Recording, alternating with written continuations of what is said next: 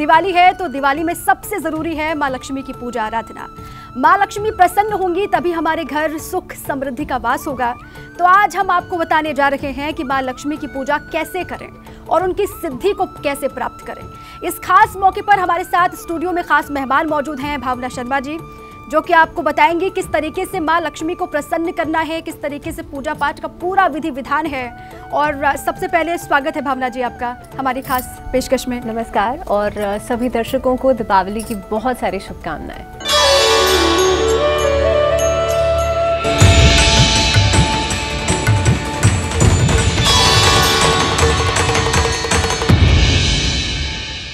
तो सबसे पहले शुरुआत इस खास सजावट के साथ और इस सवाल के साथ कि माँ लक्ष्मी को प्रसन्न करने के लिए सबसे पहले पूजा की पूरी विधि क्या है वो जरा बताइए दर्शकों। दीपा, आपने स्टार्टिंग ऐसे की कि माँ लक्ष्मी को प्रसन्न करने के लिए, और यहाँ पर जिस तरह से आप देख रहे हैं कि सारी वो चीज़ें हैं हमारे पास, सारी वो सामग्री है जो माँ लक्ष्मी को प्रसन्न करने के लिए खास होती है।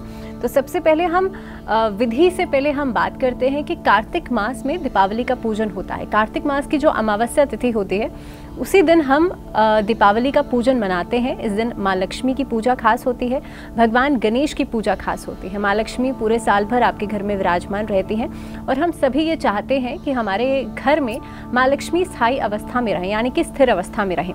और ऐसा मैं इसलिए कह रही हूँ क्योंकि आप सभी जानते हैं कि माँ लक्ष्मी को चंचला भी कहा जाता है, यानी कि वो बहुत लंबे समय तक एक जगह ठहरती नहीं है।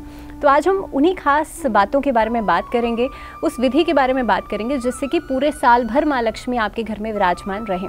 तो सबसे पहले सामग्री के साथ अगर हम शुरुआत करें जी, तो देखिए किसी भी पूजा की जब आप बात करते हैं तो उसमें षोडोपचार की विधि अपनानी चाहिए, जिसमें कि 16 तरह की विधि होती है। अब यहाँ पर आप देख रहे हैं कि हमारे पास भगवान गणेश हैं, माँ लक्ष्मी की प्रतिमा हमने विराजमान की है। अगर आप अपने घर में देखेंगे तो आपके घर का जो नॉर्थ ईस्ट डायरेक्शन है, जिसे हम ईशान कोण कहते हैं, या फिर आप उसे घर का उत्तर पूर्वीय हिस्सा कहते हैं, जो वास्तु के हिसाब से बिल्कुल सही माना जाता है पूजा के स्थान को बनाने के लिए। या फिर आप जब दीपावली पूजन कर रहे हैं तो आप माँ लक्ष्मी भगवान गणेश को घर के उत्तर पूर्व की दिशा में वहीं पर स्थापित करेंगे। आप देख रहे हैं यहाँ पर लाल कपड़ा बिछा हुआ है। अब देखिए पूजा में हर एक चीज़ का अपना एक अलग महत्व होता है, एक अलग सिग्निफिकेंस होता है। लाल रंग जो होता है वो माँ लक्ष्मी का बहुत ही प्रिय रंग माना जाता है और घर के उत्तर पूर्व की दिशा में आपको एक लाल आसन बिछाना है और उसके बाद भगवान गणेश और माँ लक्ष्मी की प्रतिमाओं को आपको वहाँ पर स्थापित करना है।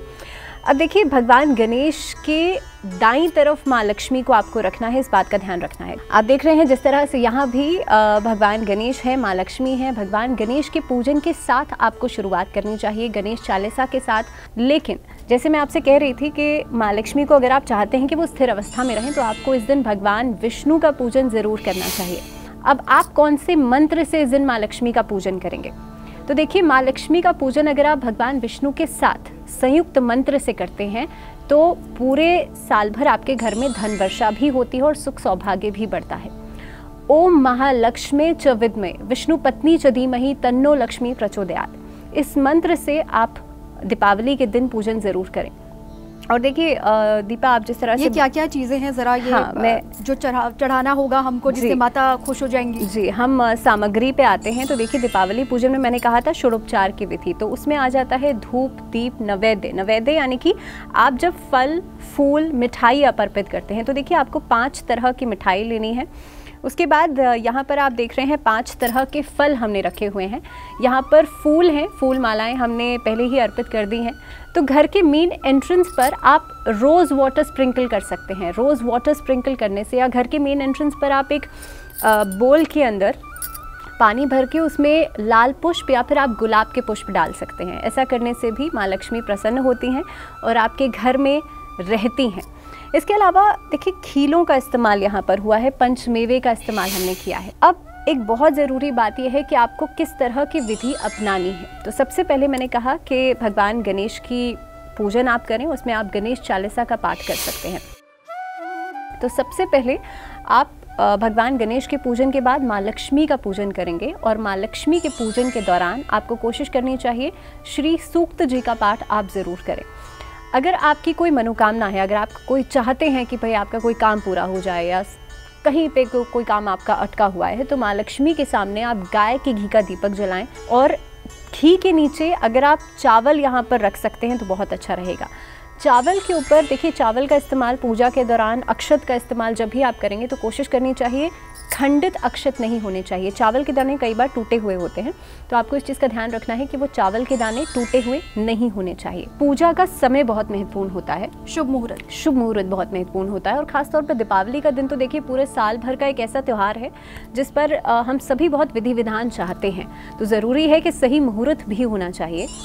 इस दिन का जो मुहूर्त रहेगा शाम को 5:37 से लेकर के 7:40 का एक मुहूर्त रहेगा। दूसरा मुहूर्त जो रहेगा वो महानिशीत काल का रहेगा, जो कि 11:36 से लेकर के 12:41 का रहेगा। अब माँ लक्ष्मी को प्रसाद क्या चढ़ाएं जिससे वो प्रसन्न हो और हर मनोकामना हमारे भक्तों की, हमारे दर्शकों की पूरी हो? जी देखिए, प्रसाद के रूप में जिस तरह से आप देख रहे हैं यहाँ पर 5 तरह की मिठाई का आप इस्तेमाल कर सकते हैं, जिसमें कि नारियल जो होता है वो माँ लक्ष्मी को बहुत ज़्यादा प्रिय होता है। यहाँ पर आप देख रहे हैं श्रीफल भी पूजा में रखा हुआ है। श्रीफल महालक्ष्मी को बहुत ज़्यादा प्रिय है। इसके साथ साथ जो नारियल की मिठाई होती है उसका भोग ज़रूर लगाया जाना चाहिए। खीलों का भोग या पंचमेवे का भोग ज़रूर लगाया जाना चाहिए। और कहीं ना कहीं पे प्रसाद के रूप में कोशिश करनी चाहिए, जो घर में फीमेल्स होती हैं सबसे पहला प्रसाद उनको दिया जाना चाहिए, क्योंकि घर की लक्ष्मी तो वही हो गई ना, तो इसीलिए आप उनको सबसे पहले प्रसाद ज़रूर दें। अच्छा, इसी के साथ एक सवाल ये भी कि आरती को लेकर एक सवाल ये था कि जो लोग घर में हैं, जिनकी छुट्टी है, नौकरी पेशा जो लोग हैं, वो घर पर दिवाली के दिन अगर नहीं हैं जी, वो आरती किस तरीके से करें? क्योंकि जो मीडिया वाले लोग हैं वो तो ऑफिस में रहते हैं, वो किस तरीके से आरती करें ऑफिस में रहते हुए, काम करने के दौरान कोई विशेष मंत्र उनके लिए, और आरती किस तरीके से पारिवारिक जो लोग घर पर रह रहे हैं वो करें, किस तरीके से करें? देखिए, क्योंकि भगवान विष्णु को पालनहार कहा जाता है, और जब आप भगवान विष्णु का पूजन महालक्ष्मी के साथ करते हैं, वैसे तो लक्ष्मी गणेश जी का पूजन इस समय पर खास है, लेकिन आपको कोशिश करनी चाहिए इस दिन आप आरती जिस समय पर कर रहे हैं, सबसे पहले आरती का मतलब समझ लेते हैं। तो देखिए, आरती जब आप करते हैं उसको क्लॉकवाइज और एंटी क्लॉकवाइज दो तरफ से घुमाते हैं। दैट मीन्स आप कॉन्शियसली और सबकॉन्शियसली अपने आप को भगवान की तरफ समर्पित कर रहे हैं, और आरती जो होती है उससे आपकी पूजा का एक संपूर्ण हो जाती है आपकी पूजा। तो इसीलिए आरती का खास महत्व ज़रूर है। पूजा आपने कर ली है, लेकिन उसके बाद आरती आपको ज़रूर करनी चाहिए। अब आपने एक चीज़ कही कि भाई अगर मान लीजिए कि कोई घर पे नहीं है, आप ऑफिस में हैं, तो किसी भी शास्त्र में ये नहीं कहा गया है कि अगर आप विधि विधान से पूजा नहीं करेंगे तो आपको फल नहीं मिलेगा। मानसिक पूजन सबसे ज़्यादा श्रेष्ठ बताया गया है। अगर आप ऑफिस में हैं, अगर आप ट्रैवल कर रहे हैं, कहीं पर भी आप हैं, मानसिक पूजन सबसे ज़्यादा श्रेष्ठ होता है। अगर आप मन से पूजा कर रहे हैं तो आप मंत्रों का जाप कर सकते हैं, ओम महालक्ष्मी नमः, या फिर ओम नमो भगवते वासुदेवाय, या फिर ओम गण गणपतये नमः, इस मंत्र का जाप किया जा सकता है। या आप मन से देखिए, कोई भी मंत्र अगर आप जपना चाहें या आपका कोई सिद्ध मंत्र हो तो वो इस समय पर आप जप सकते हैं। जैसे ही घड़ी का काटा दोपहर 2:30 पे आए, बबीता जी का दिल सास बहू साजिश के लिए मचल जाए। और ये है इनकी बहू, पूरे दिन ऑफिस की टेंशन हो जाए गॉन जब ये करें अपना फेवरेट शो फ्री टाइम पे ऑन। इनकी तरह आप भी देखिए अपना फेवरेट शो अपने टाइम पर, और डाउनलोड कीजिए ABP लाइव ऐप अपने स्मार्ट टीवी पर।